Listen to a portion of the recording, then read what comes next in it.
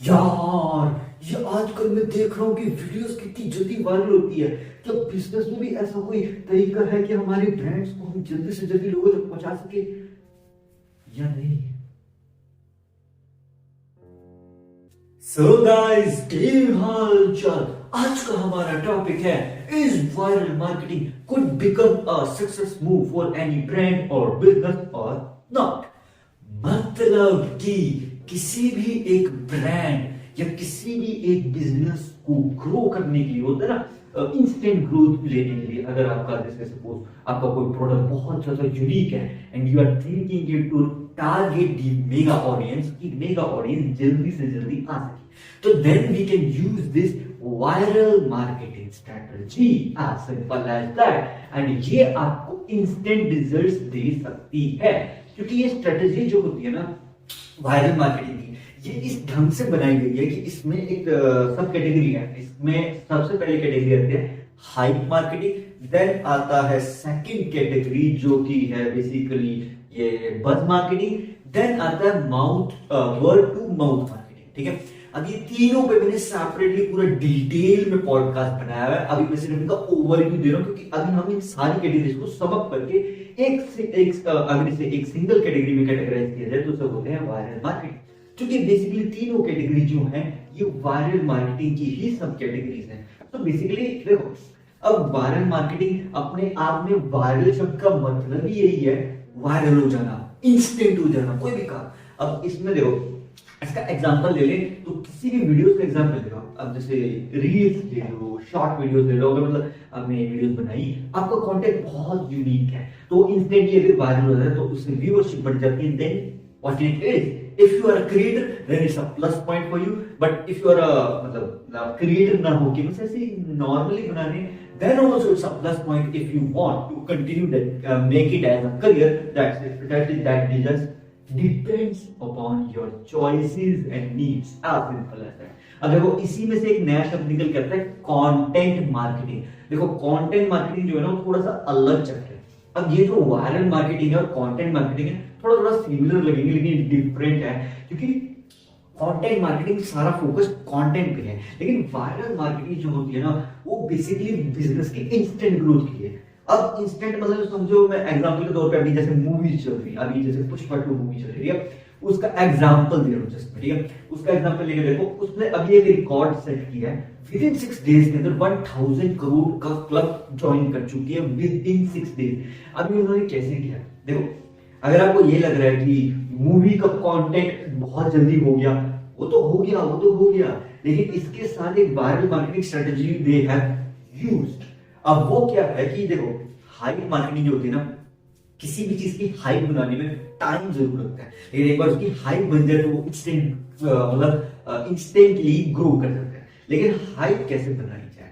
अब देखो, अब हाइप बनाने के लिए हमें कोई एक ऐसा इंसान चाहिए या कोई एक ऐसा प्रोडक्ट चाहिए, कोई एक ऐसा मीडियम चाहिए जिसके पास बहुत बड़ी ऑडियंस हो। जैसे सपोज आपका कोई ब्रांड है, कोई प्रोडक्ट है नया, एंड आपके पास इतने पैसे हैं कि आप एक सेलिब्रिटी को अफोर्ड कर सकते हो, बड़ा लेवल का, जिसको बहुत बड़ी ऑडियंस है, करोड़ों लोग उसे देखेंगे। तो होगा क्या, जब वो सेलिब्रिटी उसको प्रमोट करेगा तो उसमें से कुछ कुछ परसेंटेज, मतलब कुछ लाख लोग भी अगर आपका प्रोडक्ट परचेज कर लें तो इससे हुआ क्या, इससे आपकी सेल्स बढ़ेगी, एज सिंपल एज दैट। तो बेसिकली आपने क्या किया, आपने सेलिब्रिटी की जो फेम है उसको यूटिलाइज किया ताकि आप बड़ी ऑडियंस तक जल्दी पहुंच सको। क्योंकि देखो, हमें क्या है, आपका कोई प्रोडक्ट है या कोई ब्रांड है, उसको आपको जल्दी से जल्दी लोगों तक पहुंचाना पड़ेगा, तभी तो उसकी सेल्स होगी। अब उसकी सेल्स होगी तभी आपको उसका प्रॉफिट होगा।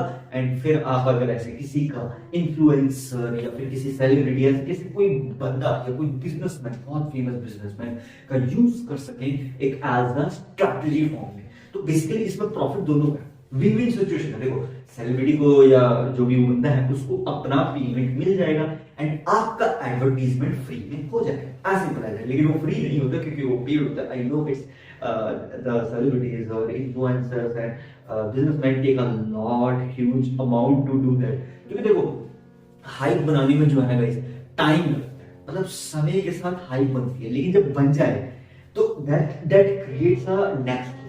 तो बेसिकली जो मूवी है ना, इन्होंने एक ऐसी हाइप बनाई इस कैरेक्टर की, जो एक पुष्पा कैरेक्टर है, इसकी एक ऐसी हाइप बनाई कि वो एक डिफरेंस क्रिएट कर गया। मतलब यूं समझो कि ये मूवी का जो चैप्टर था 2020 से स्टार्ट हुआ था, ठीक है। Nobody knows about this project कि ऐसा कोई प्रोजेक्ट मार्केट में आने वाला है। इस कंटेंट के बारे में कोई नहीं जानता था, बस थोड़ा बहुत आइडिया था। जब ये कंटेंट लॉन्च हुआ था तो उस समय मीम मार्केटिंग बहुत चल रही थी। मीम मार्केटिंग अगर आपको पता हो, तो पूरे डिटेल में पॉडकास्ट में आप वो देख सकते हैं, मीम्स के मार्केटिंग कैसे की जाती है। मीम्स आपको पता है इंस्टेंटली किसी भी चीज को वायरल कर सकते हैं, लेकिन वो तभी होता है जब आपका कंटेंट डिफरेंट हो। अब तो कंटेंट मार्केटिंग की कैटेगरी में है ना, लेकिन वायरल मार्केटिंग में आप सिर्फ प्रोडक्ट की सेल्स इंस्टेंट सब कुछ जल्दी जल्दी मिले, लेकिन जल्दी जल्दी तभी होगा जब वो जो स्ट्रैटेजी है वो पावरफुल मतलब एक सही ढंग से यूज करी गई होगी। क्योंकि बज मार्केटिंग क्या है कि बज मार्केटिंग में अगर मैं ओवरव्यू दे दूं तो बेसिकली आप एडवर्टाइजमेंट करोगे, अखबारों में इश्तेहार दे दिया, होर्डिंग्स लगा दिए, ठीक है, और क्या बोलते हैं बैनर लगा दिए, ठीक है, जैसे नॉर्मल छोटे मोटे दुकानदार करते हैं। अब हाइप मार्केटिंग में क्या होता है कि हाइप क्रिएट करती है, लोगों का इंस्टेंट अट्रैक्शन कर दिया, मतलब ट्रेंडिंग टॉपिक बन गए, तो हाइप मार्केटिंग आ गया। अब वर्ड टू माउथ मार्केटिंग क्या होती है उसके बारे में भी मैंने डिटेल में बताया, फिर भी आपको चलो ओवरव्यू देता हूँ। बेसिकली क्या है कि आपका जो प्रोडक्ट है वो लोगों की एक जरूरत बन गया, ठीक है, एक नीड बन गया। तो जब नीड बन गया ना तो फिर उसके बारे में ऑटोमेटिकली उन्होंने फीडबैक देने शुरू कर दिए, आपस में शेयरिंग करनी शुरू कर दी कि आप भी ट्राई करके देख लो, आप भी ट्राई करके देख लो। उससे हुआ क्या, उससे बहुत कम टाइम में आपके प्रोडक्ट की फ्री में एडवर्टाइजमेंट होगी।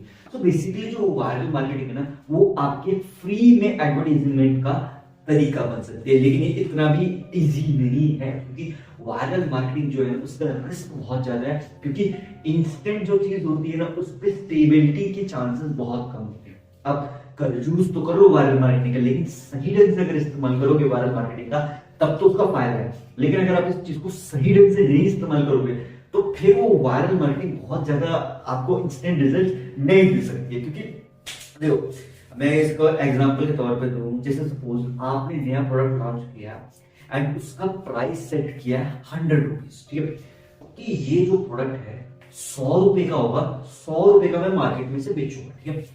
अब आपके पास इंस्टेंट ऑडियंस तो आने से रही, ठीक है, आपने उस प्रोडक्ट का प्राइस कैलकुलेट किया, आपने उसे डेवलप किया, मतलब आप सपोज इंडस्ट्री से नहीं तो अगर छोटा मोटा प्रोडक्ट है तो आपने 2-3-4 लोगों को मिला के उस प्रोडक्ट को डेवलप किया, 100 रुपीज उसका प्राइस है, ठीक है। सबसे बेसिक पे चलते हैं, एडवांस मतलब 200, 250, 300, 500 ऐसे नहीं चल सकते प्रोडक्ट। इट डिपेंड्स कि जो बेसिकली जो बहुत ज्यादा सिंपल प्रोडक्ट्स होते हैं उनका प्राइस ऑलवेज लेसर होगा, मतलब 200, 250, 300, 500 के बीच में जो बेसिक प्रोडक्ट्स हैं वो इसके बीच में अवेलेबल होते हैं। इससे ज्यादा ऊपर वाले वो थोड़े कॉस्टली है, ठीक है। ये बेसिकली एक माइंड सेटअप है एक नॉर्मल कॉमन मैन का, कि जो 500 से नीचे के प्रोडक्ट्स हैं ना they are called as basic needs, तो जो 500 से ऊपर की रेंज के प्रोडक्ट्स हैं ना they are called as premium needs. मतलब प्रीमियम नहीं, एक मतलब बहुत ज्यादा अगर जब जरूरत होगी तब उतना खर्चा करेंगे, क्योंकि बेसिक खर्चा जो है ना 100 रुपीज से लेके 500 के बीच में जो आइटम्स है उनमें होता है।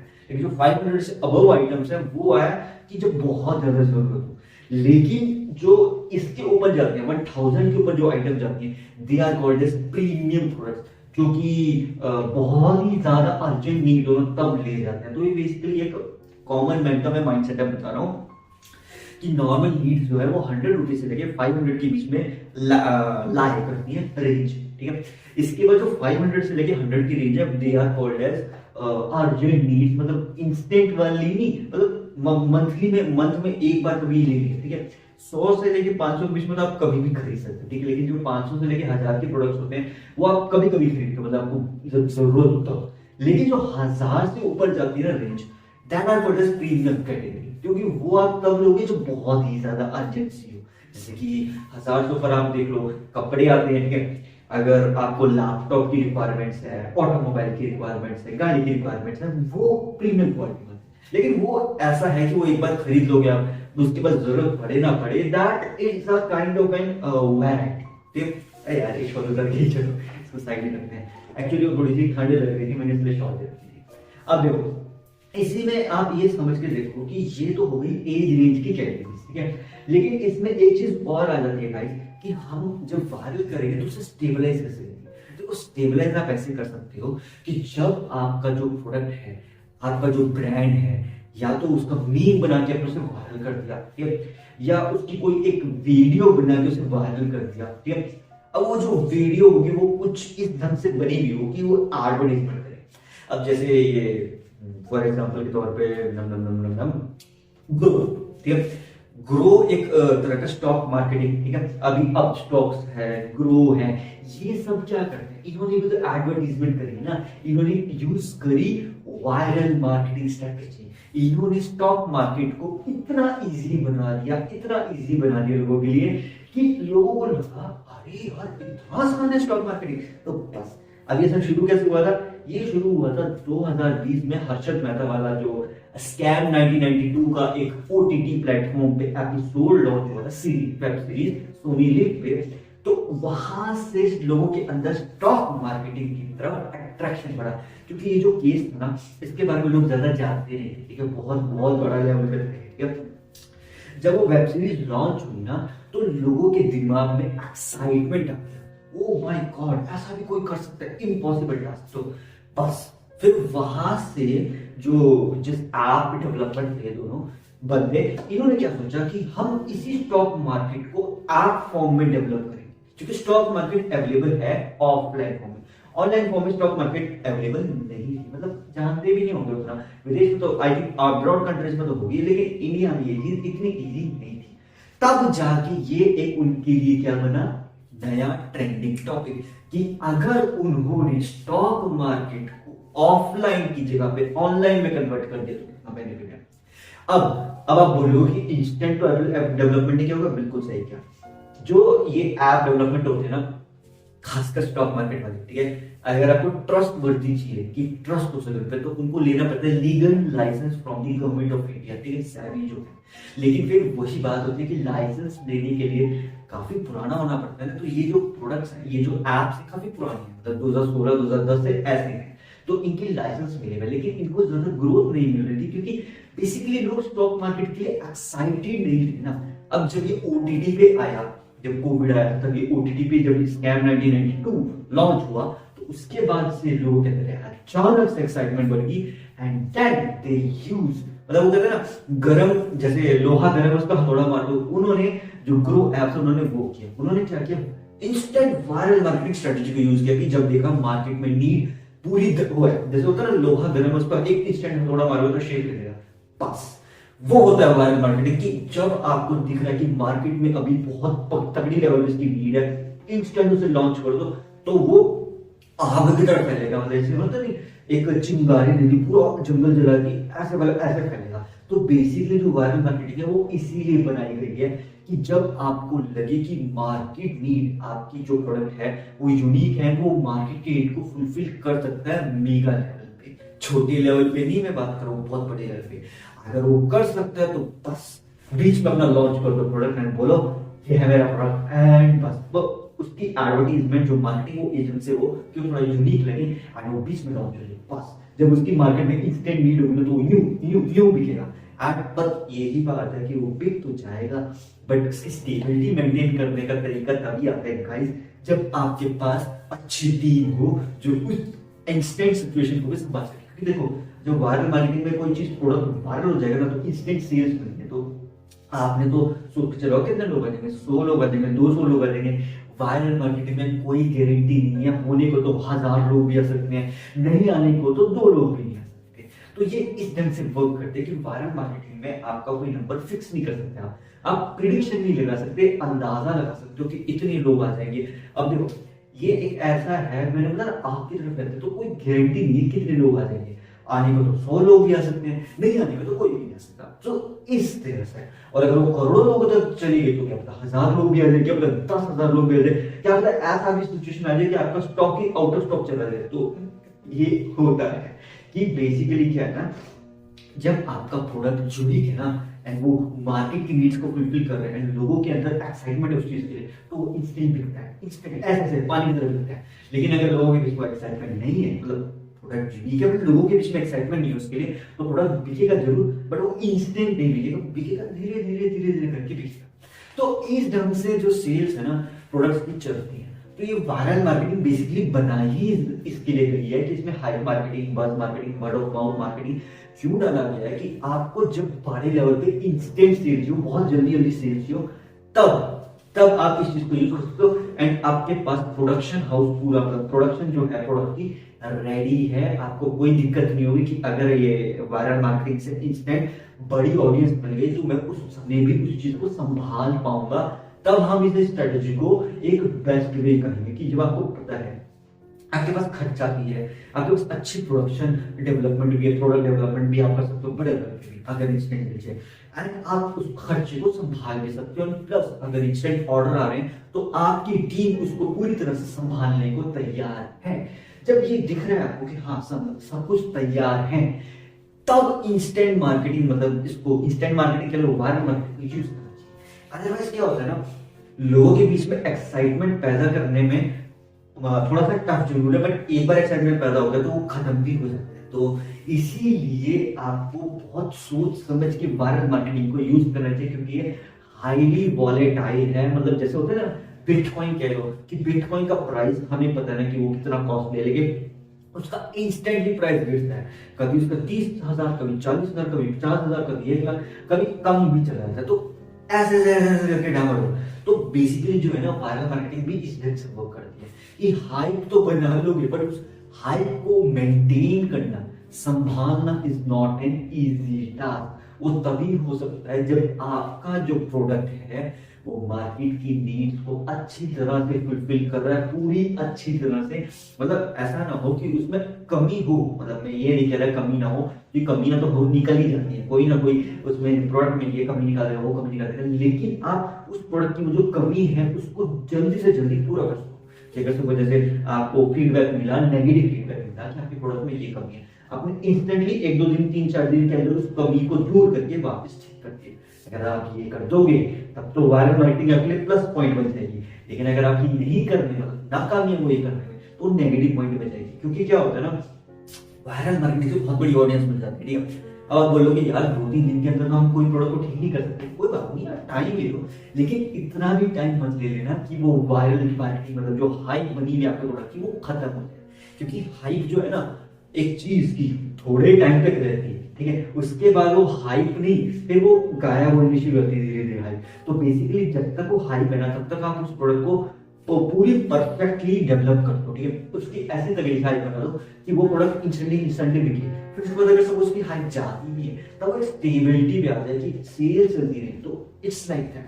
तो देखो अब जितने भी सोशल मीडिया इन्फ्लुएंसर्स होते हैं ये क्या करते हैं, ये कुछ ऐसा कंटेंट बनाते हैं, कुछ इतना यूनिक डिफरेंट वे में बनाते हैं कि इंस्टेंट वायरल होते हैं, लेकिन इंस्टेंट वायरल होने के बाद ये गायब भी हो जाते हैं। तो सोशल मीडिया इन्फ्लुएंसर एक ऐसा मतलब काम है कि वायरल भी कर सकता है एंड गायब भी कर सकता है। लेकिन सारा खेल यही है कि आप कैसे ढंग से काम कर। अब जैसे एग्जांपल के तौर पर ले लो, बिग बॉस ले लो, मैं एग्जांपल दे रहा हूँ, ठीक है। आप ये बताओगे, आप बोलोगे बिजनेस में कैसे हम करते हैं, ये एग्जांपल रियल वर्ल्ड से रिलेटेड है इसलिए बता रहा हूं। जैसे बिग बॉस है गाइस, वो क्या करते हैं, वहां पे आप जाते हो हैं एंड वहां पे जाके आप अपना प्रेजेंट करते हो कंटेंट, मतलब जो भी वो कहते हैं, एंड उसके बाद आपको वापसी में क्या मिलता है, फेम मिलता है। एंड उस फेम को कैसे यूज करना चाहिए दैट डिपेंड्स अपॉन यू, कि आप उसको अपनी मार्केट की नीड्स या मतलब बिजनेस के लिए यूज करना चाहते हो या फिर as just for fame. Okay, no problem, मतलब आपको काम मिलता रहे या तो जॉब आइदर और business, so it's a variety. तो ये एक तरह की वायरल मार्केटिंग स्ट्रेटजी है कि अगर सपोज आप एक बिजनेस कर, ठीक है, आपको स्टार्ट करना है एंड आपके पास फेम है। अब आप बोलोगे यार जब हमारे पास फेम है तो हम ऐसे भी तो कर सकते हैं ना। नहीं, आप समझे, फेम इन द सेंस थोड़ा सा फेम है, मतलब आप थोड़े टाइम टीवी पे या फिर कहीं रहे टेलीविजन इंडस्ट्री में एंड फिर गायब हो गए, ठीक है, तब तो आप इस चीज को वापसी के लिए से कम बैक करना, कम बैक के लिए आप यूज कर सकते, ठीक है। कम बैक किया एंड देन अगर आप कोई बिजनेस करना है तो वो इंस्टेंटली अप्लाई कर सकते, क्योंकि तब आपकी हाइप बनी हुई है, ठीक है। बेसिकली हाइप बनाना एक आसान तरीका जरूर लगता है कि हाइप बन जाएगी, कुछ भी कर दो, लेकिन ये हाइप को संभालना सबसे मुश्किल काम है, क्योंकि ये एक बहुत बड़ी ऑडियंस को आपके साथ जोड़ भी सकता है एंड नहीं भी जोड़ सकता है। ये सारा खेल है कि आपकी जब हाइप बनी हुई है, आपने उस हाइप के समय पे कितना अपने प्रोडक्ट को स्टेबलाइज करके ट्रस्ट बिल्डअप किया। उसके साथ लोगों के साथ कनेक्शन किया है, जब आपकी प्रोडक्ट की हाइप बनी हुई है, और जब वो हाइप बनी हुई है ना एंड आपने उसके साथ स्ट्रॉन्ग कनेक्शन डेवलप कर दिया, तो वो एक अच्छा रिलेशनशिप बना देगी कस्टमर के साथ, एंड देन फिर आपका प्रोडक्ट पानी पे लगेगा। जैसे एप्पल की मार्केट है, कितनी तगड़ी मार्केट है, मतलब कितने भी प्रोडक्ट आ जाए, बट उसकी मार्केट का एक वो बनाया उन्होंने, शो ऑफ कि एप्पल का प्रोडक्ट है यार, प्रीमियमाइजेशन। मतलब ये समझते ना, जैसे उसको मिल रहा है, ये देख एप्पल का फोन है, तो it's a kind of an premiumisation quality, कि एप्पल का फोन होता तो नॉर्मली उसको प्राइस कितना होता है, उसमें कितनी चीजें नहीं होती, फिर भी वो एक ऐसा शो केस के लिए हमारे लिए कि इट्स अ ब्रांड, ठीक है। उन्होंने ऐसी हाइप बनाई है इसकी, ऐसी हाइप मार्केटिंग करी है कि इट्स अ ब्रांड। तो ठीक है, हमारे दिमाग में क्या आता है, कभी भी हम एप्पल का बारे में सुनेंगे क्या बोलेंगे, इट्स अ ब्रांड है। तो इस ढंग से उन्होंने अपनी मार्केटिंग करी है। क्या सोच रहे हो, कितने लैपटॉप्स आते हैं, कितने ब्रांड्स आते हैं, एसर है, फिर एसर के लैपटॉप्स आते हैं, इसके क्या बोलते हैं असस के लैपटॉप्स आते हैं, लेकिन फिर भी हम एप्पल को एक मतलब यूज समझते हैं, यार ये तो एक ख्वाब जैसा है, मतलब प्रीमियमाइजेशन क्वालिटी। तो ये कैसे वो कर पाए, क्योंकि उन्होंने अपने प्रोडक्ट के अंदर इतनी एडवांस टेक्नोलॉजी को यूज किया, मतलब वहाँ साइंटिस्ट ऑब्वियसली बात है, आउटसाइड कंट्रीज में जो साइंटिस्ट हैं वो रिसर्च कर रहे हैं। अब आप बोलोगे इनफिनिटी इंडिया में भी तो साइंटिस्ट हैं, इनफिनिटी इंडिया में जरूर साइंटिस्ट जरूर है गाइस, लेकिन इंडिया में अभी भी टेक्नोलॉजिकल बूम बहुत स्लो है, मतलब बढ़ रहा है। मैं मानता हूँ कि टेक्नोलॉजिकल बूम बढ़ रहा है, बट वो अभी उस पीक पे नहीं पहुंचा कि वो एक बड़े लेवल पे टारगेट आउट कर सके। क्योंकि देखो इंटेल का प्रोसेसर जो है अभी इंडिया में अगर आपको बताऊं, इंटेल को टक्कर देने के लिए प्रोसेसर बना है, अगर आपने नाम सुना उसका तो बताना, शक्ति प्रोसेसर, गूगल करना, शक्ति प्रोसेसर नाम का एक इंडियन प्रोसेसर डेवलप किया था कुछ लोग साइंटिस्टों ने, मतलब साइंटिस्ट नहीं कहेंगे, इंजीनियर्स कह रहे उन्होंने डेवलप किया था, साइंटिस्ट उनकी मदद की। तो इस तरह का प्रोसेसर इंडिया में डेवलप है। आपको जिसको पता है कमेंट बॉक्स में बताना, या फिर अगर आपको पता है तो it's good, because it's Indian processor. तो बेसिकली वो इसलिए बनाया गया है कि इंटेल का जैसे पेंटियम प्रोसेसर होता है, या इंटेल का i5, i7 या i9 प्रोसेसर होता है, तो इसी तरह से शक्ति प्रोसेसर को भी बनाया गया था, जो कि मेड इन इंडिया है। एंड अभी तक तो पता नहीं वो कितना ग्रो किया, क्योंकि बेसिकली उसकी आया उसकी हाइप बनी थी जब मैं अपनी यूनिवर्सिटी में था, तब मुझे इसके बारे में पता चला था कि ऐसे करके कोई शक्ति प्रोसेसर टाइप का कोई कैटेगरी में वर्क कर रहा है, and we were getting the chance, हमें चांस मिला था। लेकिन कोई बात है, उतना यार उस समय गाइस नॉलेज नहीं थी ना उस चीज की, अदरवाइज तो we could not try, but it's a big deal, it's a very very big deal, क्योंकि it was a government project, बहुत बड़े डेवलप किया जा रहा था। क्योंकि कुछ सोचो, देखो ना, इंटेल को टक्कर देना का टाइप का एक प्रोसेसर बनाना बहुत बहुत बड़ा टारगेट है, तो इसीलिए इसमें बहुत बड़ी टीम वर्क करेगी। एंड आई थिंक ये अभी मार्केट में अवेलेबल होगा। आई डोंट नो कि अभी लेटेस्ट लैपटॉप्स में तो आई डोंट थिंक सो ये आ रहा होगा, क्योंकि इंटेल की जो मार्केट है ना, एंड ये जो इंटेल के जो जितने भी ब्रांड्स हैं उनकी इतनी तगड़ी मार्केट है कि उसको कंपटीशन देना अभी भी उनके लिए चैलेंज है, क्योंकि they are not using the viral marketing strategy ना। मे बी शायद इस वजह से हो सकता है कि मतलब प्रोसेसर डेवलप होने में टाइम लगता है। आई थिंक मार्केट में आ गया होगा कि नहीं, उस समय जब इसके बारे में सुना था, तभी प्री डेवलपमेंट स्टेज में था कि इसकी डेवलपमेंट के लिए उनको वो चाहिए थे, इंजीनियर चाहिए थे या बंदे चाहिए थे, तो तब ये प्री डेवलपमेंट स्टेज में था। अभी मे भी शायद ये डेवलप हो चुका हो, या फिर कुछ लैपटॉप में अवेलेबल भी होगा, बट मैंने जहां तक अभी तक सुना है जितने भी ब्रांड्स हैं उन सब लैपटॉप्स में इंटेल का प्रोसेसर ही मैक्सिमली यूज होता है। अगर गेमिंग की बात करें तो गेमिंग की कैटेगरी में अगर आप क्या बोलते हैं, ये ग्राफिक कार्ड नवीडिया का सबसे ज्यादा यूज किया जाता है। नवीडिया की मार्केट $1 ट्रिलियन की है, $1 ट्रिलियन इंडस्ट्री सेट कर चुकी है नवीडिया।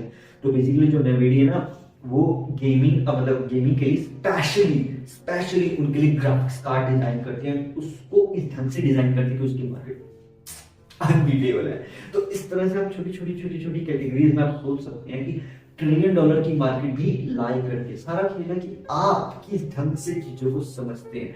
किसी भी प्रोडक्ट को वायरल मार्केटिंग के साथ अगर आप जोड़ दो तो वो बहुत बड़ी इंडस्ट्री भी क्रिएट कर सकते हैं, नहीं करने को तो कुछ भी नहीं कर सकते। As simple as that.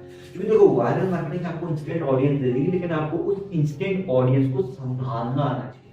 अगर आप उस इंस्टेंट ऑडियंस को संभालना सीख रहे तो फिर आपका वो जो प्रोडक्ट है वो और ज्यादा ग्रो करेगा। देन आपने एक बार वायरल मार्केटिंग में यूज किया एंड उसकी हाइप गायब हो गई, ठीक है। एग्जाम्पल दे रहा हूँ कि आपने एक बार वायरल मार्केटिंग स्ट्रेटजी यूज करी, उसकी हाइप रही थोड़ा टाइम एंड फिर वो गायब हुई। फिर इंस्टेंटली आपने क्या किया, आपने उस प्रोडक्ट में कुछ नयापन लाके फिर से वायरल मार्केटिंग स्ट्रेटजी को यूज किया, फिर उसकी हाइप बनी, फिर गायब हुई। फिर इस तरह आपने फिर कुछ नया लेके आए, फिर हाइप बनी, गायब हुई। अगर ऐसे चलती रहोगे तो सेल्स पानी की तरह बढ़ेगी, क्योंकि आपने एक बार वायरल मार्केटिंग यूज करके उसकी हाइप बना दी, सेल्स ले ली, फिर आपने एकदम से गायब हो गए, ठीक है। गायब हो फिर आपने उसमें उसी प्रोडक्ट में कुछ नयापन डाल के फिर से लॉन्च कर दी वायरल मार्केटिंग से, फिर उसकी हाइप बनी एंड वो सेल्स फिर वो ऊपर बढ़ गई। तब उसके बाद आप फिर मार्केट में गायब हो गए, आप एकदम से गायब हो गए, ठीक है। फिर आपने कुछ नया लॉन्च करा, फिर वायरल मार्केटिंग यूज किया, तो आपने उस प्रोडक्ट को 3-4 बार नया नया नया बना के लॉन्च कर, जैसे कहते हैं रीडिफाइनिंग योरसेल्फ। तो बेसिकली आप रीडिफाइन कर रहे हो product, you are redefining your product by taking the help of viral marketing and using the various creativity for your product. अब इसी तरह से क्या होता है, इससे बेनिफिट ये हो जाता है कि आपका प्रोडक्ट के ऊपर ना लोगों का ट्रस्ट बन जाता है कि यार ये जो प्रोडक्ट है ना, ये जो भी ब्रांड है, ये रीडिफाइन कर रहा है, हर बार कुछ नया लेके आता है। मतलब थोड़ा टाइम चलता है, सेल्स जब हो जाए फिर कुछ नया ले आता है एंड फिर वो सेल्स एकदम से बढ़ जाती है, फिर थोड़े टाइम के बाद गायब होता है, फिर कुछ नया ले आता है। तो बेसिकली इससे क्या होता है, इससे एक सेल्स सिस्टम बन जाता है। अब एग्जांपल के तौर पे देखो, जैसे फोन्स, कितने सारे ब्रांड्स लॉन्च होते हैं, लेकिन ये ब्रांड बहुत जल्दी नहीं लॉन्च होते हैं। अब आपको इनका सेलिंग सिस्टम बताऊं, देखो इनकी जब एडवर्टाइजिंग करके वायरल मार्केटिंग से इनकी सेल स्टार्ट हो जाती है, ठीक है। अब ये फोन कितने का आता है, 10,000 20,000 इस रेंज में का बनता है। तो बेसिकली दे टेकन कैलकुलेशन, ठीक है। अब मैं वो कैलकुलेशन आपको बताता हूँ, आप बताना कि कैलकुलेशन कहाँ तक सही है। 20,000 का फोन है, अब अगर 20,000 का फोन 100 लोगों ने मिल लिया, तो आई थिंक 20,000 इंटू 10 हो गया 2 लाख, 20 लाख, 2 करोड़, आई थिंक 2 करोड़ के आसपास बैठेगा, 2 करोड़ ही बैठेगा ना, 20,000 इंटू 10, ठीक है। एक मैं मेरी कैलकुलेशन थोड़ी सी स्लो है तो मैं ऐसे देखा हूँ, 20,000 इंटू 10 हो गया 2 लाख, ठीक है। 20,000 इंटू 100 हो गया 20 लाख, 20,000 इंटू 1000 हो गया 2 करोड़, ठीक है। तो 20,000 का फोन अगर 1000 लोगों ने लिया तो 2 करोड़ की सेल होगी, ठीक है, उनकी 2 करोड़ की सेल होगी।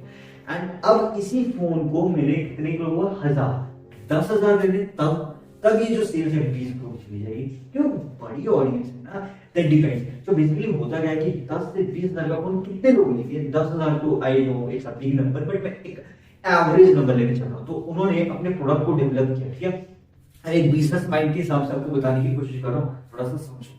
अब इंडस्ट्रीज में उन्होंने डेवलप किया, उन्होंने पेटी के फोन डेवलप करे, लेटेस्ट मॉडल्स, ठीक है, लेटेस्ट मॉडल डेवलप करे उन्होंने। सपोज 1000 मॉडल डेवलप करे कि ऐसे 1000 फोन हम बनाएंगे, अगर 2 करोड़ की इसमें से सेल हो गई तो उसको पार्टीशन में डिवीजन करके सारा हो जाता है, ठीक है। एंड उसकी सेल्स आपको इंस्टेंटली करवानी हो तो आप इस वायरल मार्केटिंग यूज करके उसकी सेल्स करवा दी कि 2 करोड़ का हमारा प्रोडक्ट है, मतलब total 1000 product total equal to 2 crore की आपकी इन्वेस्टमेंट हुई है इसमें, एंड आपने उसको सेल पे डाल दिया, ठीक है। जो वायरल मार्केटिंग उसमें तो इंस्टेंट सेल होगा, वो फोन यहाँ सब खरीदने लगेंगे, तो सेल्स बहुत जल्दी ग्रो कर जाएगी। अगर वो सारे के सारे फोन सेल हो गए तो आप फिर और फोन वैसे बनाओगे, ठीक है। इस ढंग से काम चल रहा है। अब आप बोलोगे लेकिन यार फोन्स तो मतलब हर बार कुछ नया आता ही रहते हैं, तो पुराने फोन्स का क्या होता है। तो देखो पुराने फोन्स एग्जिस्ट करते हैं और नए फोन्स भी आते रहते हैं, तो बेसिकली इट्स अ साइकिल। जैसे यूं समझ लो कि जो फोन पुराना हो गया, वो जो ऑडियंस मतलब जो पीपल कम पैसों का फोन खरीदना चाहते हैं उनके लिए वो अवेलेबल हो गया, ठीक है। और जिनके पास अच्छा खासा पैसा वो उसको ओरिजिनलिटी प्राइस पे खरीदेंगे। ऐसे इंटरेस्टेड कि अगर आपके पास अच्छे प्राइस है, अच्छे पैसे हैं, तो आपका सेट है लाइन, अर्निंग अच्छी है, तो आप लोग उसका ओरिजिनल प्राइस पे, ठीक है। अदरवाइज अगर आपका थोड़ा सा फ्लक्चुएशन है तो उससे सेकंड हैंड लोगे अगर आपको नीड है। एंड अगर आपकी सिचुएशन बहुत ज्यादा खराब है तो आप सेकंड हैंड की जगह पे और जब उसका प्राइस डाउन हो जाएगा तब उसे ले लोगे, या फिर उसे कहते हैं ना रीफर्निश। तो रीफर्निश बेसिकली टेक्नोलॉजी का थोड़ा सा उसके अंदर के फोन में छेड़छाड़ करी होती है, तो रीफर्निश फोन आपको सस्ता मिलता है, लेकिन उसका नुकसान ये है कि रीफर्निश फोन फिर जल्दी भी खराब भी हो जाते हैं, क्योंकि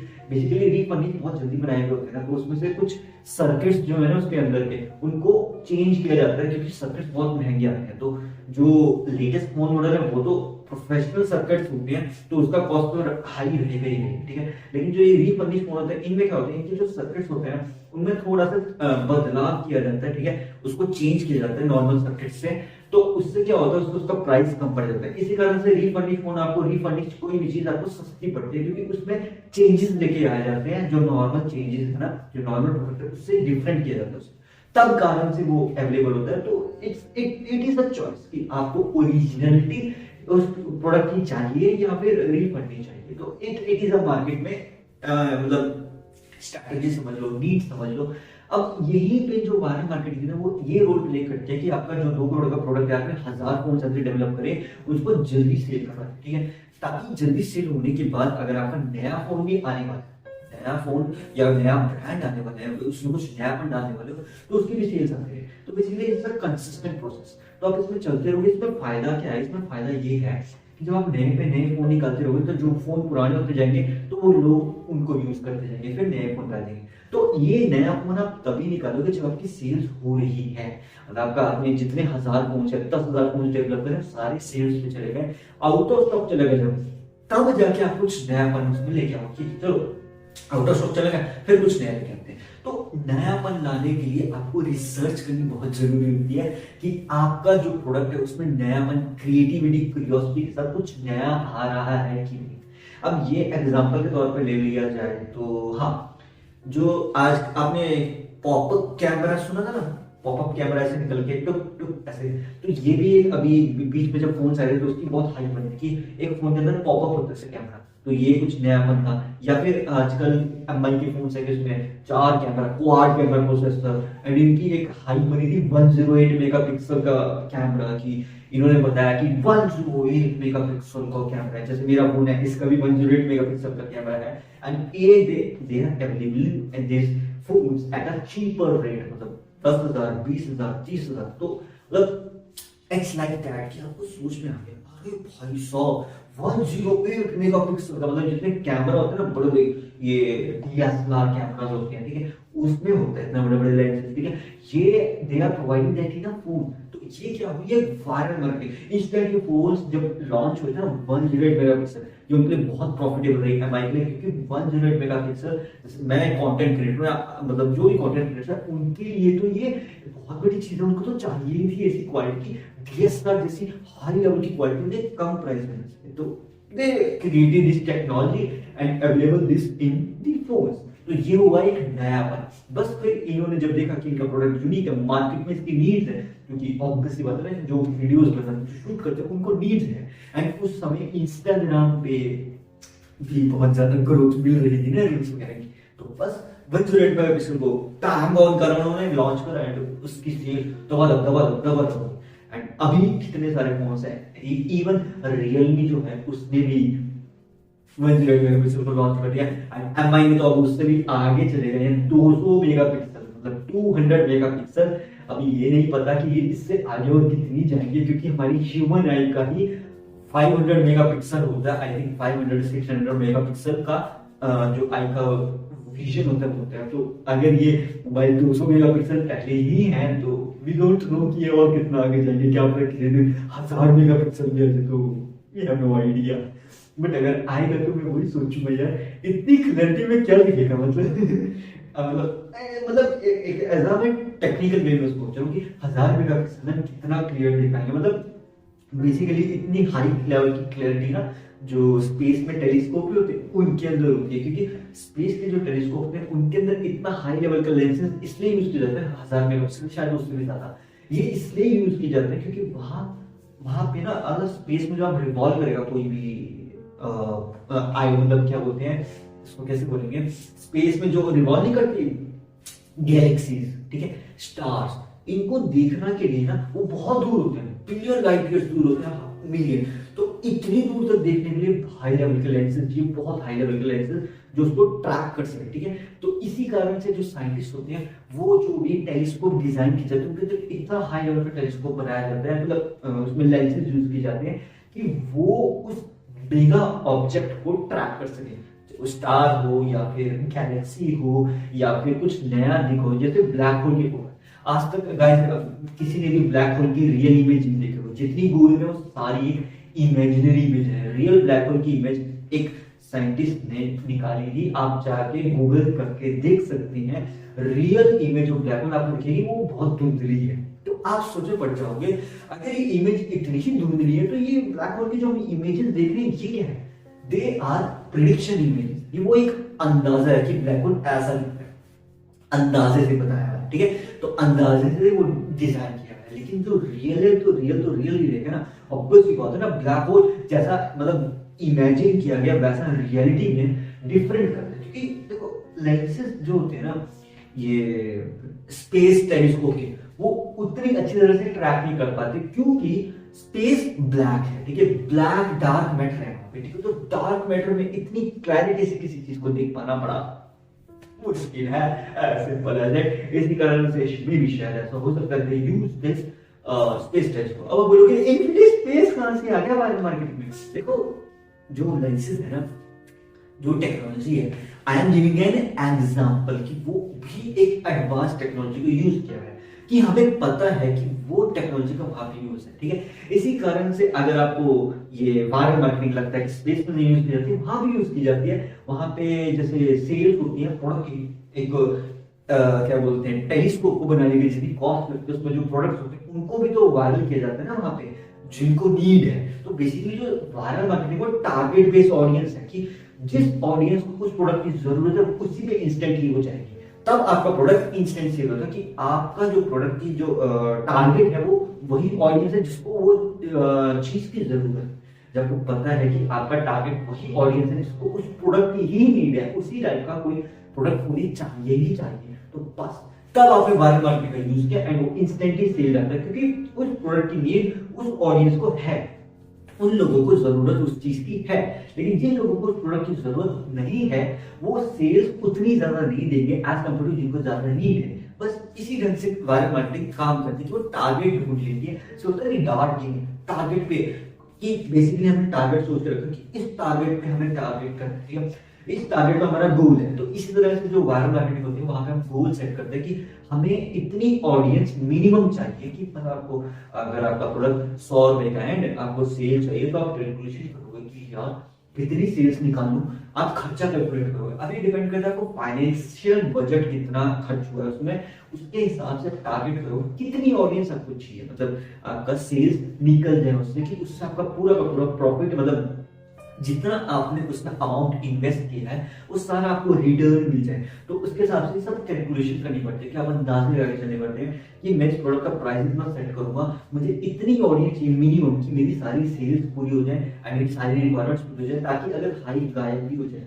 तो मैं जितना मैंने अर्न किया प्रॉफिट उससे उसकी स्टेबिलिटी को मेंटेन कर सकूं। एज सिंपल एज, अगर आप इस ढंग से सोचोगे तो आपको उसका बेनिफिट भी होगा, प्लस उससे आपको एक ये आइडियोलॉजी समझ आ जाएगी कि वायरल मार्केटिंग के बाद प्रोडक्ट की स्टेबिलिटी कैसे मेंटेन करते हैं। अदरवाइज होता क्या है, वायरल मार्केटिंग से आप प्रोडक्ट को तो इंस्टेंटली लोगों तक पहुंचाते हो, फिर वो स्टेबिलिटी नहीं रह पाती। तो इसी ढंग से अब जब एग्जांपल ले लो, ब्रेड के एग्जांपल ले लो, बोन ब्रेड है, किटी ब्रेड है, तो ये ब्रांड्स है, ठीक है, इन्होंने डेवलप किया है।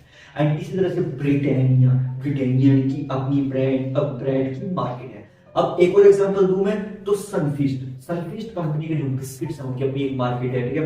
एवरलीवे टॉफी की अपनी एक मार्केट है, वायरल मार्केटिंग है कि एवरलीवे की टॉफी बहुत टेस्टी होती है, कैंडी मैन, ठीक है। इसी तरह से क्या बोलते हैं, अलग अलग ब्रांड्स अपनी अपनी एक स्पेसिफिक मार्केट बनाई हुई है कि उनकी उस मार्केट में वो वायरल होने के लिए चांसेस ज्यादा है। जैसे हल्दीराम की अपनी एक मार्केट है, ठीक है। इस पर ऑटोमोबाइल इंडस्ट्री की अपनी एक मार्केट है। अब इसी में सबसे इंपॉर्टेंट आती है ऑटोमोबाइल इंडस्ट्री में एक नई मार्केट लॉन्च हुई है, लग्जरी कार्स की। एंड आई थिंक अभी ये बहुत ज्यादा ग्रो कर रही है। Trust me, luxury cars viral marketing use कर रहे हैं, क्योंकि लग्जरी कार बहुत कॉस्टली होती है। अगर ये सोच के देखो कि नॉर्मल गाड़ी आपको कितने की मिल जाएगी, 2 लाख, 5 लाख, 10 लाख, 20 लाख, 30 लाख, लेकिन लग्जरी गाड़ियों की शुरुआत 90 लाख से होती है। जी हाँ गाइस, आपके होश उड़ गए ना सुन के, 90 लाख की गाड़ी, मतलब सुना तो होगा आपने। और फिर भी मैं एग्जांपल के तौर पे देता हूं, मतलब एक नॉर्मल इंसान की सोच के देखो, 90 लाख की गाड़ी। एंड अगर और तगड़े ब्रांड्स की बात करी जाए तो करोड़ में जाते हैं, 1 करोड़ 2 करोड़। वैसे मिनिमम जो इनकी ऑफिशियल प्राइस है ना लग्जरी कार्स का वो 1 करोड़ से स्टार्ट होता है। इनका स्टार्टिंग ही सेल्स 1 करोड़ से। तो आप सोच के देखो कि ये बनाते नहीं है उतनी गाड़ियां, कितनी बनाते हैं 10-15, क्योंकि इनको पता है 1 करोड़ की गाड़ी है, हर कोई भी नहीं अफोर्ड कर सकता। सेकंड हैंड में शायद आपको कितने की मिल जाएगी, कम से कम 70-75 लाख की, तो कम भी बढ़ेगी अगर आप इसको कम से कम भी करा दो। ये तो मैं एक रफ फिगर बता रहा हूँ, जाने को 85 लाख में जाती है, 85 लाख, 90 लाख। तो अब एग्जाम्पल को मेरे को, इन्होंने जो ब्रांड्स है, अब इन्होंने ऐसी कौन सी मार्केटिंग स्ट्रेटेजी यूज करी है कि इनकी सेल्स होती है। तो बेसिकली इनकी सेल्स ऐसी होती है कि ये एक लग्जरी आइटम है, तो इनको वही अफोर्ड कर सकते हैं जो कि इनके परचेज अमाउंट को अफोर्ड कर सकते हैं। अब इसके लिए क्या करते हैं, इसके लिए ऑडियंस सेलेक्ट करते हैं। इन्हें पता है कि इतना पैसा कहाँ पे होगा, सेलिब्रिटीज के पास होगा या फिर कोई बड़े बिजनेसमैन के पास होगा, तो बेसिकली उनके पास ज्यादा जाते हैं। तो टीवी पे आपने कभी भी किसी भी लग्जरी गाड़ी की एड नहीं देखी होगी। अगर आपको लगता है कि नहीं ऐसा नहीं है, तो टीवी पे कभी भी देख लेना, कभी भी आपको लैम्बोर्गिनी की एड नहीं देखने को मिलेगी, कभी भी आपको ये क्या बोलते हैं पोर्शे गाड़ी की एड देखने को नहीं मिलेगी, कभी भी आपको बुगाटी गाड़ी की एड देखने को नहीं मिलेगी। आपको ये कहाँ देखने को मिलेगी, आपको देखने को मिलेगी मूवीज के अंदर। आपने देखा होगा कि जो मूवीज होती हैं उसमें स्टाइल मारने के लिए ना, स्टाइल मारने के लिए ये लग्जरी गाड़ियां यूज की जाती है। एंड वहां से लोगों के दिमाग में टारगेट होती है कि इस ब्रांड की एड आपने कभी नहीं देखी होगी, लैम्बोर्गिनी की एड कभी देखी है? हाँ, आपने गानों में सुनी है, फिल्मों में देखी है, लेकिन ऐसे नॉर्मल एड जैसे टोयोटा की एड आती है, होंडा की एड आती है, कभी लैम्बोर्गिनी की एड देखी, कभी बुगाटी की एड देखी? नहीं देखी है। क्यों नहीं देखी? क्योंकि उन्हें पता है कि टीवी एडवर्टाइजिंग या किसी तरह से एडवर्टाइजिंग करके उनको कोई प्रॉफिट नहीं मिलेगा, क्योंकि उनको पता है कि नॉर्मल मार्केट में तो ये बिकेगी नहीं। 1 करोड़ की गाड़ी कौन खरीदेगा, वही खरीदेगा ना, इसको उसकी रिक्वायरमेंट है। तो बेसिकली वो क्या करते हैं, इसकी हाइप बनाते हैं। एंड इसकी हाइप कैसे बनाते हैं कि वो एंटरटेनमेंट इंडस्ट्री का यूज करते हैं, सोशल मीडिया मार्केटिंग करते हैं। सोशल मीडिया तो गाइस जितने बड़े बड़े यूट्यूबर्स हैं they get afford it, but actor लोगों के लिए तो ऐसा है कि उनके लिए तो नॉर्मल बात है, तो it's normal for them because they have a mega audience and mega amount, huge amount they get in return from their work. That's why they could afford this kind of premium quality products. तो या अब कहने को तो घड़ियां भी कई उसकी बिकती हैं, करोड़ों की बिकती हैं, लेकिन नहीं बिकने को तो फिर कुछ नहीं की भी बिकती। तो ये सब वायरल मार्केटिंग के अलग अलग वेज हैं कि प्रीमियम क्वालिटी को वायरल मार्केटिंग में यूज कर भी लो ना, तो उसकी सेल्स हो जाएगी, लेकिन फिर भी लोगों के दिमाग में वो रहेगा कि उसे खरीदना थोड़ा ऐसे रहेगा यार, मतलब ख्वाब है। आपको सोचो कि लैम्बोर्गिनी का ना जब नाम सुनते हो तो आपके दिमाग में क्या आता होगा, लैम्बोर्गिनी चलाने जाते हो, ये गाना आता होगा। एंड तभी आपके दिमाग में आता होगा मेरा ख्वाब है कि मैं भी किसी दिन पैसे कमा लूंगा, इतने पैसे कमा लूंगा कि मैं इतनी महंगी गाड़ी खरीदूंगा। तो they have created the market of that it is premium. जैसे एप्पल के फोन है, एप्पल के फोन की कॉस्ट 1.5 लाख, ठीक है। नॉर्मल फोन आपको 10-20 हजार में मिल जाएगी, लेकिन एप्पल का फोन 1.5 लाख। तो अब ये आपके दिमाग में ख्वाब होता है एक दिन में जरूर एप्पल का फोन लूंगा या एक दिन में लैम्बोर्गिनी लूंगा। और लग्जरी घर में भी गाइस आप प्राइस का देख लो तो फिर इट्स अ बिग थिंग। अगर आप लग्जरी घर के बारे में सोच रहे हो तो उसका प्राइस भी करोड़ में जाता है। आज के टाइम में कोई भी प्लॉट जो प्लॉट खरीदते हैं ना, इसका प्राइस मिनिमम कितना चलता है, एरिया पे एरिया डिपेंड करता है। अगर सपोज आपका जो एरिया है वो मेट्रोपॉलिटन सिटी है तो उसका प्राइस डेफिनेटली करोड़ में जाएगा, डेफिनेटली करोड़ में जाएगा, क्योंकि मेट्रोपॉलिटन सिटी में ऑडियंस बहुत बड़ी होती है। लेकिन अगर आपका थोड़ा लोकल एरिया में तो उसका प्राइस 30-40 लाख ऐसे चला जाएगा, बट दैट डिपेंड्स की एरिया एंड लोकेलिटी कैसी है। अब यहाँ पे वायरल मार्केटिंग स्ट्रेटेजी कैसे यूज कर सकते हो कि देखो रेंटल प्रॉपर्टी में भी वायरल मार्केटिंग की स्ट्रेटेजी यूज होती है, प्रॉपर्टी सेल्स में भी वायरल मार्केटिंग स्ट्रेटेजी यूज होती है। अब property.com करके वेबसाइट आई थी बहुत टाइम चली, एंड अभी भी आई थिंक उसका ऐड आता होगा टीवी पे। वो वेबसाइट यही तो काम करती है, उसने दे आर प्रमोटिंग कि रेंटल सेल्स करो, इसकी प्रॉपर्टी की सेल्स करो, एंड आपको मिनिमम अफोर्डेबल प्राइस पे मिल जाएगी अगर आपके पास उसका अमाउंट है। तो ये बेसिकली उन्होंने टारगेट ढूंढा ना कि उनको पता है कि वही लोग खरीदने की मुझे जरूरत है, तो बस इसकी टीवी पे एडवर्टाइजमेंट कर दी। जिनको इसकी प्रोडक्ट की जरूरत है, इस वेबसाइट की जरूरत है, वेबसाइट में एक प्रोडक्ट होने जरिया हो गया पहुंचने का, बस दे यूज दैट। अब इसी तरह से आप देखो सोशल मीडिया पे भी कितने प्रोडक्ट्स के आप एड्स देखते हो, लेकिन हर किसी प्रोडक्ट पर ट्रस्ट नहीं कर पाते, क्योंकि वायरल मार्केटिंग में आप चाहते हैं आपको वैरायटी ऑफ प्रोडक्ट देखने को मिलेगी, लेकिन हर प्रोडक्ट आपको ट्रस्ट नहीं होगा। लेकिन जब आपने वायरल मार्केटिंग का यूज करके उसकी, सपोज आप एक कंज्यूमर हो, एक कस्टमर, ठीक है, आपने वायरल मार्केटिंग से कोई प्रोडक्ट देखा, आपके दिमाग में यार ये प्रोडक्ट बहुत वायरल हो रहा है, चलो इसको मैं ट्राई करके देखता हूँ, एंड आपने ट्राई किया, उसकी सारी रिसर्च की, आपको जेन्युइन लगी सब चीज, एंड वो इंस्टेंटली आपको अच्छा लगा, तो आप क्या करोगे, उससे और आगे बढ़ाओ। तो बस ये होती है वायरल मार्केटिंग की, यहाँ पे आपने ट्रस्ट बिल्डअप कर दिया कि एक बंदे ने जो उसे यूज किया उसको प्लस पॉइंट मिला, इसका उसको नेगेटिव पॉइंट नहीं, जिसको इस चीज का प्लस पॉइंट मिलेगा ना, तो फिर वो क्या करेगा, उसे और आगे शेयर कर देगा अपने आप ही। तो basically it's a kind of free marketing strategy but with a risk. इसमें रिस्क यही है कि अगर उसे नेगेटिव पॉइंट मिला इस चीज में, प्रोडक्ट में, तो फिर वो इसको आगे प्रमोट नहीं करेगा, फिर वो इसको आगे डीमोटिवेट भी कर सकता है कि यार ये क्या बात होती है। जैसे आजकल आप देख लोगे मूवीज में बॉयकॉट चलता है, तो basically they are using this category.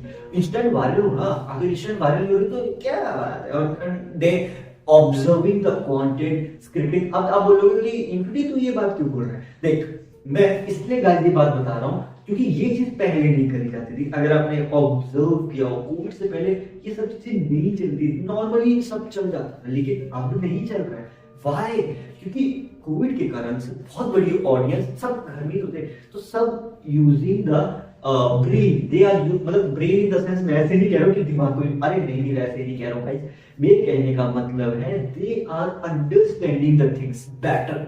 मतलब पहले जो अंडरस्टैंडिंग देना है उसमें थोड़ा सा डिफरेंस ये था कि पहले लोग इतना ज्यादा एक्साइटेड नहीं होते थे, मतलब मैं एक्साइटमेंट भी, ये भी आप बोलोगे एक्साइटमेंट मतलब तो समझ गए, एक्साइटमेंट इन द सेंस कि टेक्नोलॉजी की ज्यादा एडवांस हुई, मतलब एडवांस होगी, बहुत ज्यादा एडवांस हुई कि हम चीजों को बहुत बेटर वे से अंडरस्टैंड नहीं कर पाते।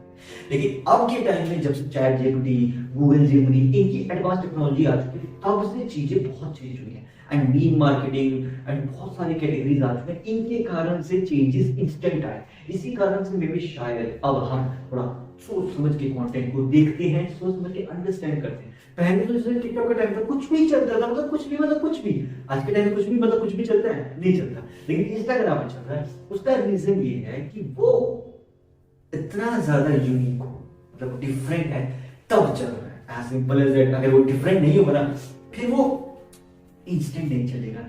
इसी तरह से प्रोडक्ट में भी होता है कि आपका जो प्रोडक्ट है, जो भी आपने उसको डिजाइन किया है, उसका डिजाइन इतना यूनिक, इतना डिफरेंट होना चाहिए कि वो आपको सेल्स लाने की चांसेस बढ़ा दे, कि आपका प्रोडक्ट, आपको पता है आपका यूनिक है, डिफरेंट है, and it's a kind of like change ला सकते हैं, रेवोल्यूशनाइज कर सकते हैं। तो बस ठीक है, जब वो ये सब कर सकता है ना, तो फिर आपको वायरल मार्केटिंग का यूज करने से वायरल मार्केटिंग आपको इंस्टेंट बूम देगा। जैसे वो इंस्टेंट बूम होगा तो उससे हुआ क्या, जब वो इंस्टेंट बूम होगा ना, तो फिर वो सेल्स आएंगी, एंड आप उस सेल्स को बैलेंस आउट कर सकते हो। लेकिन फिर यहाँ पे सबसे बड़ी बात आती है फाइनेंशियल बजट की। अब गाइस मैं इस पे भी बहुत जल्दी एक डिटेल पॉडकास्ट करूंगा कि फाइनेंशियल बजट को कैसे मेंटेन किया जाता है, क्योंकि एक ब्रांड और एक स्टार्टअप के लिए फाइनेंशियल बजट को मेंटेन करना इज अ चैलेंज। इतना आसान नहीं होता गाइस, हमें लगता है कि यार ये तो बहुत आसान काम है, लेकिन जब वायरल मार्केटिंग का हम यूज करते हैं तो इंस्टेंट सेल्स होती है। जब हम इंस्टेंट सेल्स करोगे तो कैलकुलेशन सब करनी पड़ती है, मतलब एटलीस्ट प्रिडिक्शन तो हम लगा सकते हैं ना कि अगर इतना परसेंट, मतलब ऐसा तो सोच सकते हैं कि अगर इतनी सेल्स होगी तब हम ऐसे कर लेंगे। अब वो ज्यादा होगी कम होगी दैट डिपेंड्स, बट एक प्रिडिक्शन लगा सकते हैं कि हम एक 50-50 कहते हैं ना, 50-50 मान लो कि अगर इतनी भी सेल्स होगी, 10% भी सेल होगी, तो हम इतना ज्यादा उसका जो क्या बोलते हैं प्रोडक्शन करेंगे कि उसकी 10% सेल्स कवर अप हो जाए। अगर सपोज सेल्स 20% हुई या 40% हुई, तब भी उसका कवर अप हो जाए, इतना हमने उसका प्रोडक्शन कॉस्ट या उसका जो रॉ मटेरियल है, इतना हमारे पास है कि हम अगर उसकी सेल्स 20% से ज्यादा हुई, 30%, 40%, 50%, तब भी मैनेज कर लेंगे। लेकिन अगर उसकी सेल्स कम हुई तब तो चलो फिर लॉस हो गया, लेकिन अगर सेल्स उससे ज्यादा हुई तो फिर तो इंस्टेंटली आपको रॉ मटेरियल का अरेंजमेंट करना पड़ेगा, फिर उस प्रोडक्ट को डेवलप करना पड़ेगा, फिर प्रोडक्शन कॉस्ट लगानी पड़ेगी। तो it's a kind of an long chapter, ठीक है। लेकिन इस लॉन्ग चैप्टर को शॉर्ट में आप इसलिए ऐसे कर सकते हो कि वायरल मार्केटिंग से आपको ग्रोथ मिल गई, तो आप उसी समय जो आपको देख रहे हो ग्रोथ मिल रही है, हाई बनी हुई है, तब इंस्टेंटली आप इस क्या बोलते हैं रॉ मटेरियल को अफोर्ड कर सकते हो कि रॉ मटेरियल और ले लेते हैं, जरूरत ना पड़े। लेकिन फिर यहाँ पे रिस्क भी यही है कि जब तक हाई बनी हुई है तब तक तो सेल्स हो रही है, लेकिन जैसी हाइप गई तो स्टेबिलिटी होगी कि नहीं, तो वो आपके ऊपर है। तो it's a risk. Viral marketing आपको ऑडियंस जरूर दे सकती है, सेल्स दे सकती है प्रोडक्ट की, पर वो स्टेबिलिटी नहीं दे सकती है, क्योंकि वो वॉलेटाइल होती है, बहुत इंस्टेंटली ग्रो करके लॉस एंड प्रॉफिट में चलती रहती है, ऊपर नीचे चलती है। ऐसा नहीं है कि प्रॉफिट ही प्रॉफिट होता रहेगा या फिर लॉस ही लॉस होता रहेगा, ऐसा नहीं है। इट्स अ कभी प्रॉफिट कभी लॉस। तो आपको बैलेंस करना है कि जब इसकी हाइप ना हो तब इसका प्रॉफिट जा रहा है कि लॉस। अगर आप सबको इसको ऐसे बैलेंस करना सीख गए तब तो ये अगर आपका लॉस में भी जाएगा तब उसको प्रॉफिट में वापस ला पाओगे। लेकिन अगर ये सही ढंग से आप उस हाइप मार्केटिंग को मतलब वायरल मार्केटिंग को यूज नहीं कर सके तो क्या होगा कि वो लॉस में जा सकता है, मे शायद इतना लॉस हो जाए कि बैंकर चले जाए। तो इट्स अ रिस्क। तो ये रिस्क आपको तब लेना चाहिए गाइस जब आपको लगे कि आपका प्रोडक्ट बहुत ज्यादा यूनिक है, दूसरी चीज मार्केट की नीड्स को पूरी कर रहा है, तीसरी चीज उसमें यूनिकनेस है, डिफरेंट है बिल्कुल, चौथी चीज आपके पास उतना प्रोडक्शन कॉस्ट है आपकी, अगर उसकी सेल्स इंस्टेंट होगी तो आप उसे बैलेंस आउट कर सको, इंस्टेंट सेल्स ला सको। अगर ये चीज नहीं होगी तो फिर बहुत बड़ी दिक्कत खड़ी हो जाएगी। फिर जितनी भी आप उसकी एडवर्टाइजमेंट करोगे तो आउट ऑफ स्टॉक चला जाएगा। तो लोगों को तो इंस्टेंट जरूरत है प्रोडक्ट की, जब उसकी नीड इंस्टेंट है तब आपको फुलफिल तो करनी पड़ेगी ना। अगर आप नहीं करोगे फुलफिल तो फिर उसकी हाइप गायब हो जाएगी, फिर कोई नया प्रोडक्ट आ जाएगा एंड आपको फिर से दोबारा से उसकी हाइप में दोबारा इन्वेस्टमेंट करनी पड़ेगी। As simple as that. इसी कारण से वायरल मार्केटिंग जो है ना, वायरल मार्केटिंग आप तब यूज करो जो आपको लगता है कि हाँ आई कैन हैंडल, अगर उसका लॉस होगा प्रॉफिट होगा दोनों I can handle. If you can handle the both and you think that you have the enough amount, enough trust of the audience and the customer and the enough good relationship with the consumers, good relationship with the investor, good relationship with the traders and good relationship with the person or the medium whomsoever will provide you the raw material of that product. If so, then you can use the viral marketing strategy as simple as that. मतलब सब लगे ना कि correlations भी हैं, understanding भी है, सब चीज समझ में भी आ रही है एंड लोगों को भी उससे अटैचमेंट हो गई है उस प्रोडक्ट से, ठीक है। एंड आपको लग रहा है कि हाँ इसमें कुछ डिफरेंट यूनिकनेस है, ये मार्केट में नीड्स को पूरी कर सकता है, सब कुछ सोच समझ कर आपको लगे कि अब सही है कि अब इसकी मार्केट में नीड है, तो बस target and then use the viral marketing strategy. आपको इंस्टेंट सेल्स मिलेगी।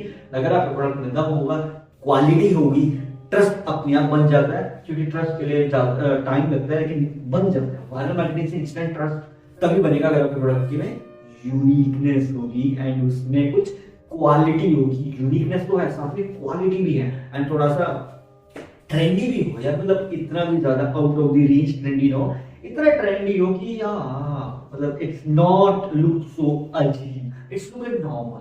If so then this viral marketing is the best way for your sales, instant sales, as simple as that.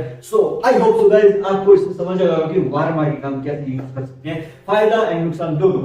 So ठीक है guys, that's it for today for this podcast. We'll next podcast में, तब तक के लिए stay fit and stay healthy. Bye bye.